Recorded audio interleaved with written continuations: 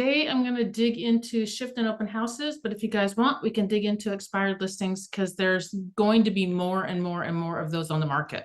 There just is. I mean, when the market goes down, expireds go up. So I can walk you through how to do that. Will that work? Say yes. Well, I don't want to hijack what you got today. Yes. No, I said we're not going to. We'll still do the open houses, one from shift. Okay. Yep, and then we'll dig into that. All right, so let's talk open houses. So the first thing I want to share with you guys is this. So this is called open houses. I always called it open houses on steroids, but it's basically open houses to the 7th level. So this people think is like the be all and end all of open houses. This is the starting point.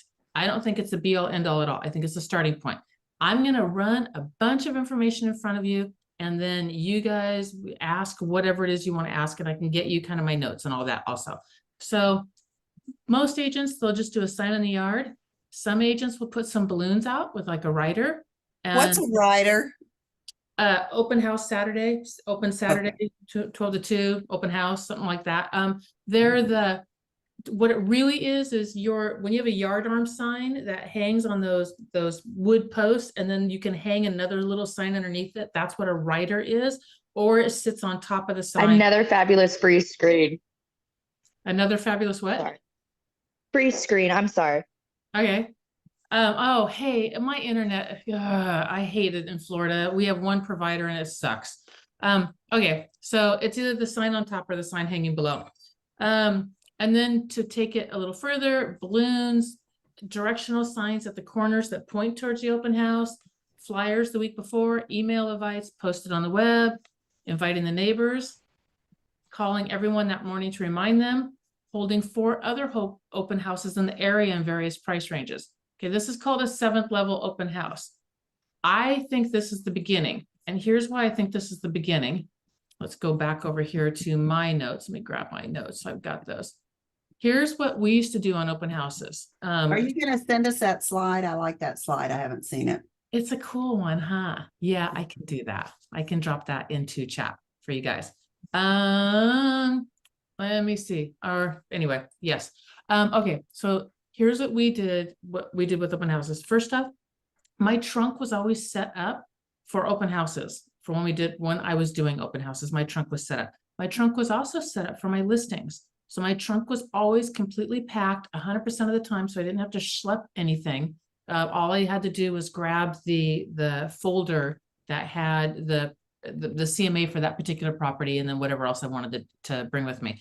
But my trunk had signs, signs in the back, a box of the key boxes, and then an open house box. That open house box had water with my label on it. It had sign-in sheets.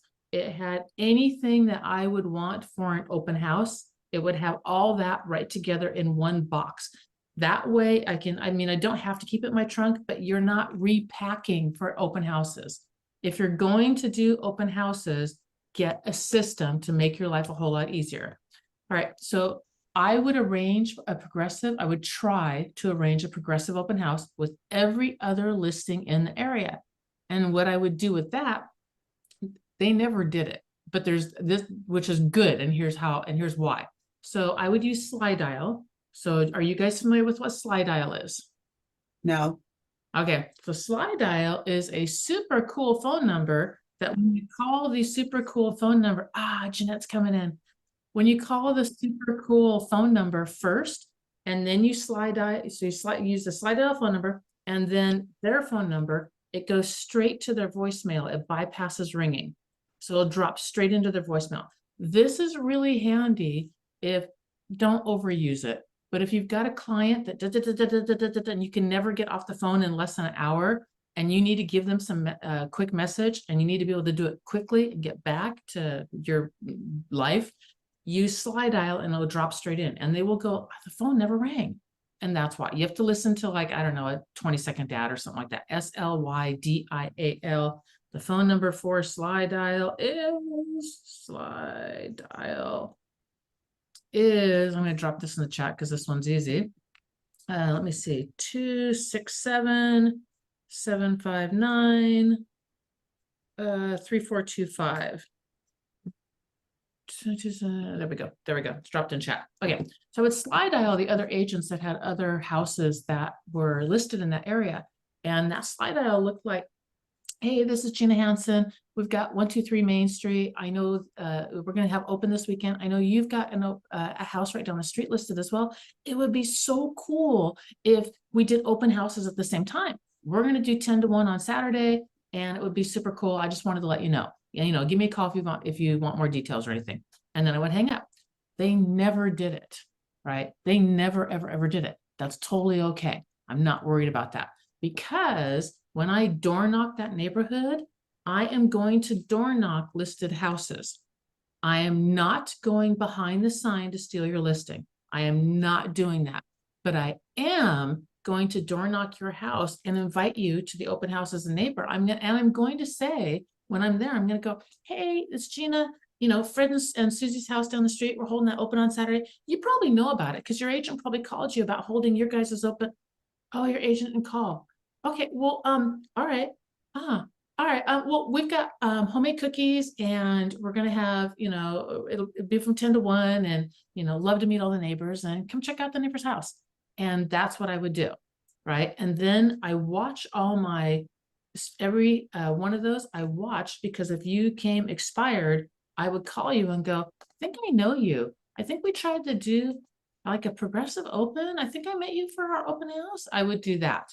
And that was just my way of getting my foot in the door. So again, I didn't go behind the sign, but I was knocking right up against that. My internet connection's unstable again.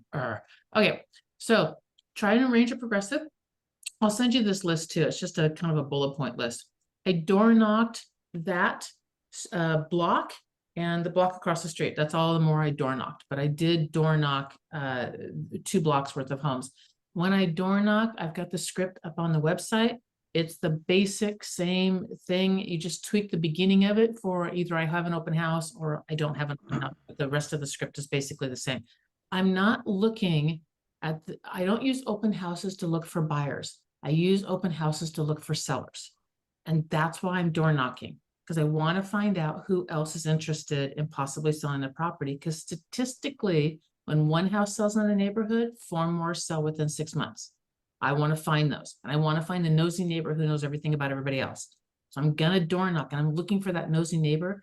And you'll know the nosy neighbor because they're like, they haven't paid their house bill and their mortgage in 6 months, and they're a crappy renter, and they're getting a divorce, and she's got a baby on the way. That's number 3. Out blah blah blah blah, right? And then I'm going to get nosy neighbor's name, and I'm going to say, I was just talking to Norma across the street. She asked me to pop in and see how you guys were doing, and I'm going to use that as my way in also. So that's door knocking. Okay, script again on the website. Flamingo the yard. Here's what flamingoing the yard is. So if my open house is on Saturday, I'm going to get every open house. Good to do if you're not the listing agent and you're holding open someone. Good to do if you're not the listing holding someone else's house open. I'm still going to door knock it, and I'm still going to work it as if it was mine, because my agents also held my open houses open, and they did it as if it was their own. And that's fine. Like, go for it. Okay, flamingoing the yard. Flamingoing the yard is this. All the open house signs that you have that you're going to put out on the street that have the directionals and all that kind of stuff, put those in the front yard Wednesday or Thursday. And I want all of them to say open house Saturday. I just want 15 of them in the yard. And what I would tell my settlers is I would say, hey, look, we're going to flamingo your front yard. And then they're kind of like, what? And I'm like, it's easier for me if all your open house signs are over here that on Tuesday or Wednesday or Thursday. And that way I can just pick them up that morning and put them out around the neighborhood. You cool with that? And they're like, sure. But what I really want is I want all the neighbors driving home from work Wednesday, Thursday, Friday, seeing this house is open on Saturday. That's what I'm really going for. So you flamingo the front yard. In a really, really, really down market, I am going to hold 2 open houses a day. So I'm going to hold one from like 10 to, I think it's 10 to 11. And then that's it, just 1 hour. And then I'm going to go cross town and hold the next one open from 12 to 1. Maybe it's 9 to 10 with an hour break in between. So let's go from 9 to 10, 10 to 11 is to drive over, 11 to 12 is the next one open, 12 to 1 is to drive back over to this one. So this one's held open again from 1 to 2. And then I drive over here at 3 o'clock and I hold this one open from 3 to 4. So I hold it open for an hour, and I give myself an hour drive time in between. And the reason why I did that is because no one was coming to the opens. You got 4 people if you were lucky. Well, I don't want 4 people in a 3-hour window because they'll never see each other. I want 4 people in a 1-hour window because hopefully they will see each other. And then I was serious about shutting that open house down at 10 o'clock, like 10 a.m. I'm like, look, I got to go. I have another open house, but I'm going to be back here at noon. So if you like it, bring your friends, come on back at noon. I'll be here at noon. And you're trying to create energy and excitement because a dead open house is a dead open house. So that's why that part. All right. So 2 open houses. If you're going to do a broker's open only, so not a public facing one, but a broker's open, on that one, we did a whiteboard with 3 columns of prices. And it said, guess what price this is going to sell at? The closest person wins, $20 gas card or whatever. And I use that information if my house is overpriced and I'm battling my seller to get that price down. I'm going to go look, 36 agents were through here and they think that your house should sell for, 8.25, and you have it listed at 8.75. So that's why I use that. Bring thank you cards and extra work in case your open house is dead, because you want something to do. Don't waste that time. So bring thank you cards or some kind of work like that you can just pull out easily and do. You have 30, leave a thank you card at your house when you're completely done and wrap it up with a small gift. Bottle of wine, leftover cookies, something with a thank you card in some section of the kitchen prominently where they're going to see it. Nobody ever thanks the sellers. It's just an extra nice touch that is just a nice touch. So leave the extra cookies on a plate wrapped up with a bow or something like that, or leave a bottle of wine or something like that. A nice thank you card. You have 36 hours tops to follow up with anybody that was in that house. You wait longer than 36 hours, it's a waste. So you have to follow up quickly. So when you get your list, just know if you're going to do an open house on Sunday, you're making phone calls. If you're going to do an open house on Saturday, you're making phone calls on Sunday. You have a short, or on the drive home, you have a very short window to follow up with people, 36 hours tops. Advertise, get your free list of blank. And what that is let's say your house has a pool, then I'm going to advertise, get your free list of every other house with a pool in the area. Let's say it has an additional dwelling unit, get your free list of all the ADUs in the area. Let's say it has it's a farm or a huge 5-bedroom, super affordable. Get your free list of the 10 best deals. Advertise that, put it on a whiteboard on an easel when they first walk in. That is something that they only get if they give you their email. So, it's an email list. Let me get your email. And then that gets you that. So advertise that. You can map out, we didn't do this, but you can, and I know agents who did, map out all the other opens in the area and have that available. So when they walk in, you can be like, here you go. Here's your list for the rest of the day. Here's every other open that's out there. I would do this if mine was the best priced and the best looking. I would absolutely send them to the neighbor's house that is, wherever else the stuff is open. Your sign-in sheets. You need to have some sort of sign-in sheet or an iPad. There's 3 ways to do it. You either do it with a table outside the door where they cannot get in until they sign in. That is one way to do it. And you can just tell them, my sellers insist. They insist. Or right inside the door by a whiteboard with some stuff on it. And I'll walk you through some other whiteboard ideas. Or by the food. iPad works for younger, probably 50 and below. iPad will work really good for. Paper will probably work really well for, if it's like, a retirement community, you'll probably get more paper. And the world's leaning more towards iPad and away from paper sign-ins. People will just sign an iPad. I don't know why, but they will. Work with somebody else if you want to, title, loan officer, staging company, somebody else, another agent if you want. If you do it with another agent, make sure you're upfront on how to share the leads or how you're going to do that. So, but work with another person if you're expecting a lot of people. It's just sometimes easier to take team. Have a signature thing. So when we did opens, everybody knew that I made I make killer chicken pesto. Like it's super good and everybody knew it. So I actually had open house junkies that when they saw my signs, they always came because they knew I had, and I'm like, fine, whatever, I don't care. Right. So have a thing, and your thing could be anything, but have a thing. When someone comes in to look at the house, do not attack them. Do not say anything about sales and buying this house, right? Don't do it. So if someone came in with a Starbucks, I'm like, oh, look, you brought me coffee. Or if they have the coolest pair of shoes on or whatever, just say anything first sentence that does not pertain to the house. Do not attack them when they walk in the door. That's what they're afraid of. And so just remove it. Just completely remove it. Oh my God, you brought me coffee, and then they'll laugh and then you're in. At that point, you're having a conversation. Now, my conversation is very deliberate, but I'm having a conversation. You one of the neighbors checking us out?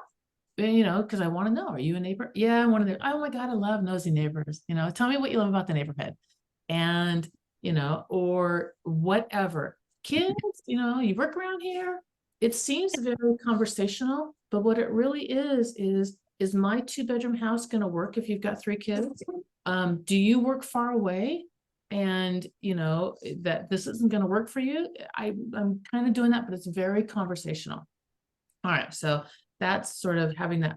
Oh, with the conversation, I know I'm throwing a ton of information at you guys quickly. Use either Ford, which I never use. So it's family, what's the O, recreation and dreams, what's occupation, family, occupation, recreation, dreams. Use that as a remembrance to figure out what to talk about. I prefer past, present, future. So I like a little bit about, tell me about you guys, like, how'd you guys get in here? That kind of thing, take them back. And then, so what are you guys looking for? Like, what are you out, doing? Present. And then where, if you could be anywhere or do anything, what does that look like? Right? Future. And then that gets me kind of a good idea, using conversation to kind of pull stuff out if I'm going past, present, future. It's easy for me to remember. In the open house, tell your sellers, no guns, no money, no meds. So get them out of the house, especially sometimes open houses get busy. There's all kinds of stories of people stealing stuff. I mean, there's all kinds of it. So just get all medicine out of the house, even if it's something that they're like, good Lord, whatever, it's a water pill. Some people don't know what it is. They will take your meds. Get all your meds out, get all your guns out, get all your jewelry out. Just money, get all that out. Money, jewelry, medicine, guns, all of it out. If you're going to do social media, don't show the inside of the house unless the outside is horrifically ugly, and then showcase the kitchen or something like that. But more show the outside of the house and then leave the inside for them coming. You're advertising. You're not showing them everything in there. I recommend like limiting that down to, you want to see the inside? Got to be here on Saturday.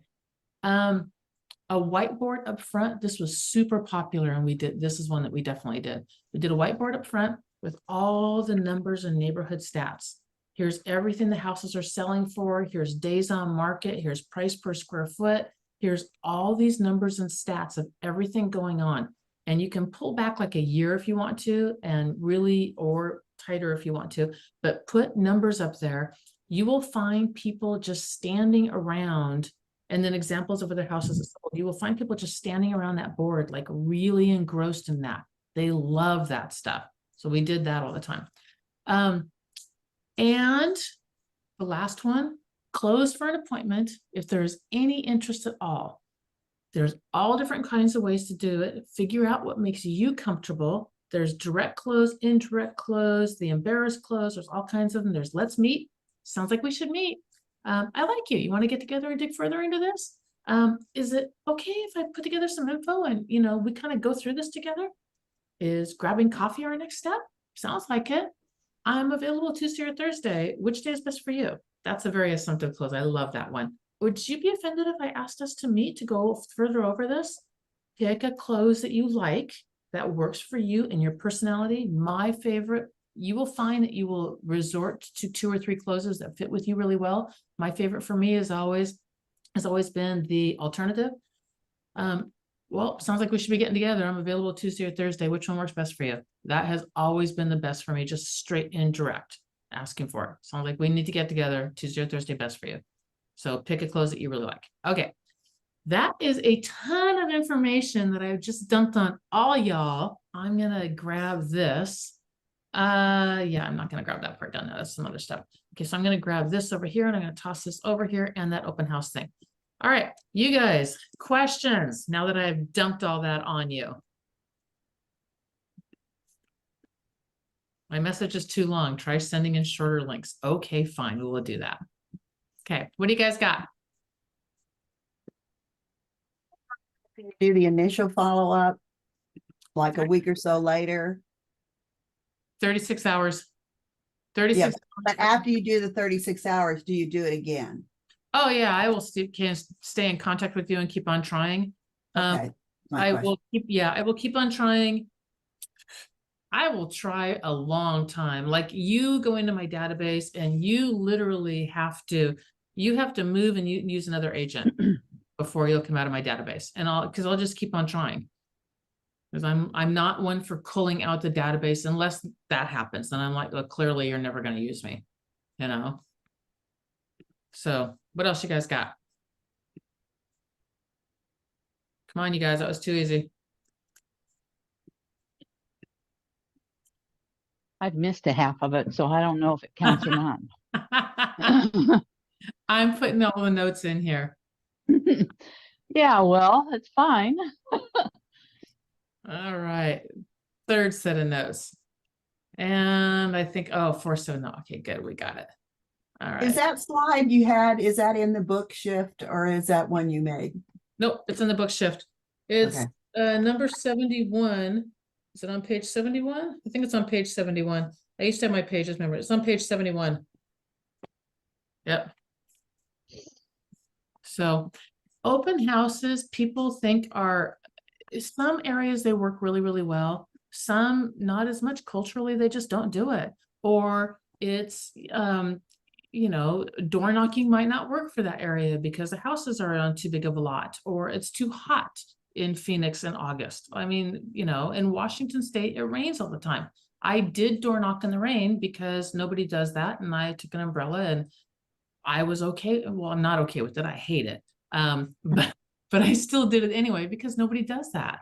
You know, it's just again, another thing that kind of set me apart of like, nobody does that. But I also wanted neighbors to know, because we marketed to those neighbors for forever, that I door knock, I set up progressive open houses, I work my socks off for you. I got deals off of that because of that. And almost every time I door knocked, because of the nosy neighbor thing, I almost always got another listing appointment out of it. Almost always. I'm not going for buyers. I'm really going for listings on this. If I get a buyer, great, but I really went for the listing side. And everything was geared towards going after that listing side. And how do I use this to go get more listings? I'm terrified of listings, by the way, just even listening to this. And I'm sure Jeanette is too, just given what she's been talking to you guys about. Tell me why you're terrified of listings. Oh, it's so much work. I mean, and it's not the work part, it's just not knowing the paperwork to get together and going over, you know, all the commissions and things like that. And then just never having done it. I'm sure after I do a couple, I won't be terrified anymore, but just entering into something where it's so important that you do such a good job and not knowing anything about how to do it. That's the terrifying part. Okay, so let's dig into the first thing. It's too hard. Okay. You've done it twice already, Amanda. Well, technically we only had one listing or one open house. Okay. And I've only listed one house. All right. Point taken. So here's my question. Anyone who's done listings and buyers, which one takes less time and is easier? Listings. Listings. See, I would have thought the buyers would have been easier because you don't have to deal. I don't know. To me, it doesn't seem as much stuff. So a really kick butt, Jeanette, your comments are hilarious, honey. A really kick butt buyer's agent can handle 8 to 15 active buyers. Active meaning as soon as I find the right house, I'm making an offer. Like I just can't find the right house yet, but money's all situated. Everything's taken care of. We're making an offer. That's an active buyer. I am ready to buy today. You can have a good buyer's agent can have 8 to 15. Yeah, where are those at? I like those. That sounds like my kind of person. Exactly. So, but a good listing agent can I handled 100. I could close 10 easily. I could list 4 per week easily. Easily, I could list 4 per week. And then I had 85 in my active listing inventory. I could have done up to 100, but I couldn't do more than 100. I knew it was going to take more time than I really wanted to give. So that's the difference in that. On a listing appointment, okay, how many times, let's walk through this. If you have a buyer from start to finish, how many times are you meeting with and going out with and taking care of that buyer? A whole bunch. Yep. So the appointment, the first initial appointment, what's the next one? Sometimes there's 2 of those initial appointments because you got to refine things sometimes. Okay. Well, you have your meeting where you set expectations, find out what they're looking for. Okay. Then you have to meet with them. You pull what you think they're looking for, go over it, have them pick the top 3 or 4, schedule your list. Then you take them out, then you show them, then you get feedback, then you do it all over again. You repeat, rinse and repeat, rinse and repeat, rinse and repeat. Except for I'm going to stick the pre-qualifications in between that. And then when you do make the offer on the house, how many times do you have to be back over there? We're at 10. How many times do you have to be back over the house, roughly? Inspection, appraisal. Am I frozen? Nope, I'm not. I said that. No, Okay. Inspection, appraisal, maybe moving day, maybe a final walkthrough, definitely then, and maybe moving day. So you're 14, 15 meetings. And closing, you have to meet at closing. So there you go. Okay. When I work with a seller, I show up on the day to take the listing appointment. That's it. I show up on the day we get the offer. That's it. I did not have to go to the closing table. I did go when they moved. I showed up on moving day and brought them lunch. See them twice, 3 times if you count moving day. That's it. 1 hour each shot. Boom, boom, boom, done. I'm like Jeanette though. I would probably throw up if someone said, "Oh, hey, I got your flyer. I want to list my house." I'd be like, "Okay, well, that's great. Now what do I do?" We'll walk you through the now what you do part. But really, really on the first one that you said, listings are way easier in the long run. Not only that, I'm going to walk you guys through this also. If I have a buyer, statistically right now, they should buy again in 10 years. Okay. So, and when they do, so I have a buyer and I put them into a house, that's one deal. In 10 years-ish, they're going to list again, and then they will also be buying again. Off that listing, I should be able to pull 2 more transactions, a referral and a sign call. So I should be able to get 5 deals off of that over a 10-year pattern, a 10-year time frame.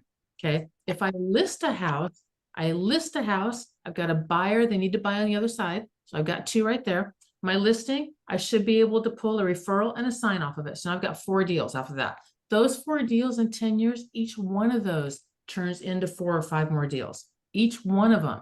And so if you take that, so each one, let's even be conservative, is another 4 deals off of it. That's 1, 2, 3, 4. That's 16 more plus this initial. In 10 years, that's 20 deals versus 4 or 5. That's why you list, because you control the market and because you can leverage that up like crazy. And Gary Keller yelled it at me too through his book. You have to list. You have to list. You do. When I was listening to his book. And out of all the top agents in the top 1%, for every 3 agents that are there, 2 of them were listing agents and 1 of them was a buyer's agent, but it took them twice as long to get there. It just does. It's just listing. Most agents start off with listing and then they move over. No, you did that wrong. I did that wrong. Most agents start off with buyers and then they flip over to that listing side. They really do. So, all right. Yeah, and bring it on. When you work with sellers, it frees up a whole lot more of your time. It really, really does. Okay, perfect. I had to check my next appointment and figure out what time I've got to run by. It does free up your time. It really does. And also, buyers, if you're looking to buy a house, what are you looking for in a buyer's agent? If you personally were looking, tell me about the kind of person you want. I mean, no like and trust. No, like, and trust. I would want me. Duh.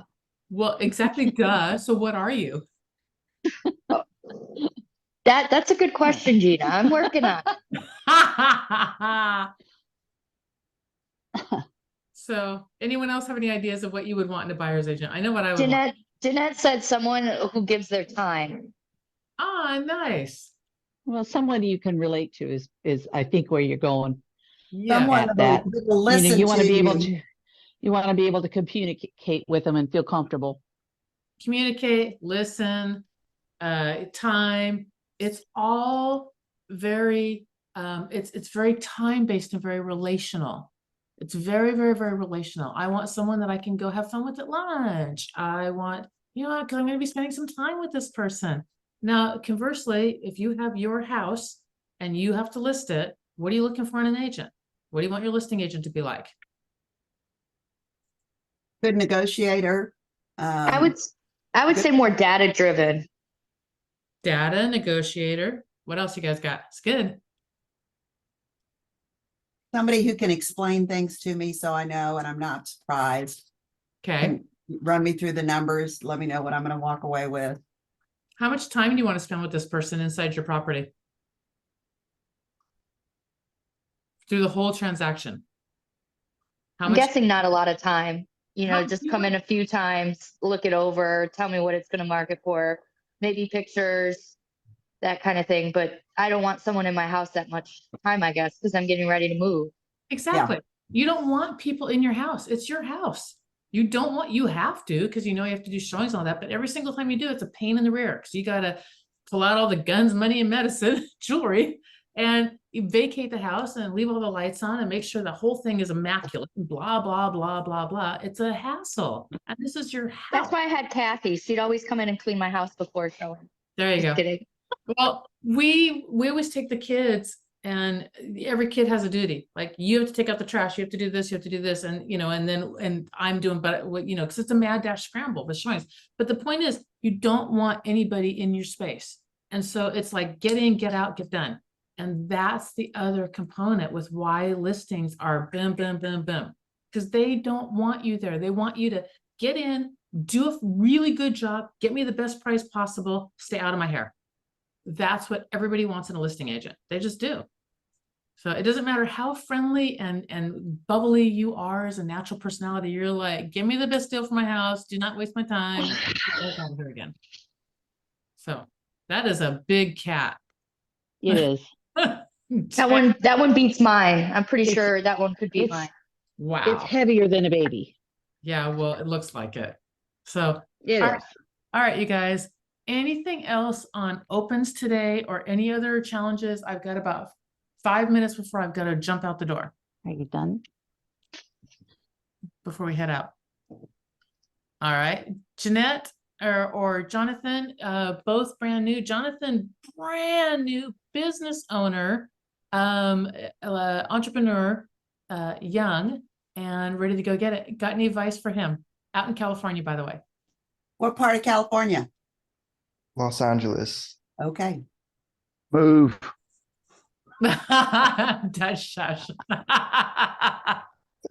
All right. Any advice for somebody brand spanking new, like brand new? Stay connected with people. Don't isolate and ask a lot of questions. Find your niche. Okay, Find thank your you. niche. Then your niche. You focus on what Mhm. really lights up your morning, lights up your brain, and what you feel like you'll be very successful at. Got it. Thank you. Who else has got what?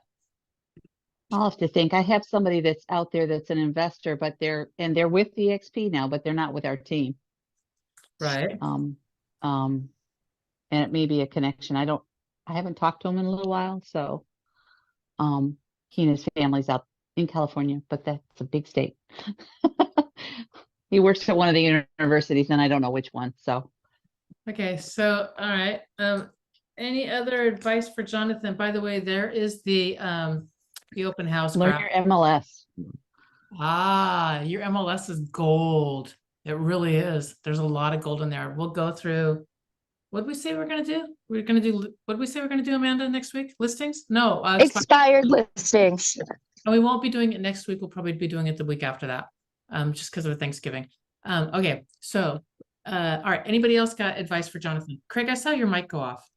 I'm finding out, like, as I'm starting out, is baby steps and just do, even if, like Jeanette said, even if you don't want to do it, just do it. Just sit down and do that 5 minutes or do that 10 minutes of training. Just check your box. And it's a really long process, I'm finding out, just to get an understanding of your MLS and KV Core and all that stuff. Just sit down and do it. And then once it's done and you're better at it. But definitely make time and just get your stuff done and get the training out of the way.